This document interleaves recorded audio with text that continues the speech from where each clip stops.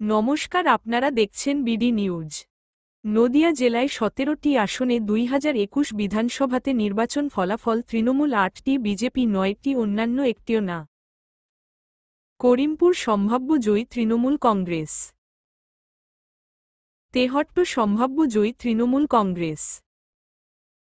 পলাশীপাড়া সম্ভাব্য জয়ী তৃণমূল কংগ্রেস। কালীগঞ্জ সম্ভাব্য জয়ী তৃণমূল কংগ্রেস। নাকাশীপাড়া সম্ভাব্য জয়ী তৃণমূল কংগ্রেস। চাপড়া সম্ভাব্য জয়ী সিপিআইএম কংগ্রেস জোট পাচ্ছে। কৃষ্ণনগর উত্তর সম্ভাব্য জয়ী বিজেপি।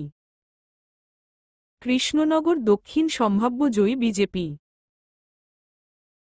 শান্তিপুর সম্ভাব্য জয়ী বিজেপি। নবদ্বীপ সম্ভাব্য জয়ী বিজেপি।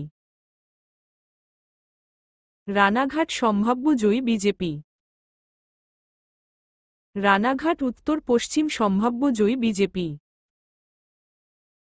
কৃষ্ণগঞ্জ সম্ভাব্য জয়ী বিজেপি।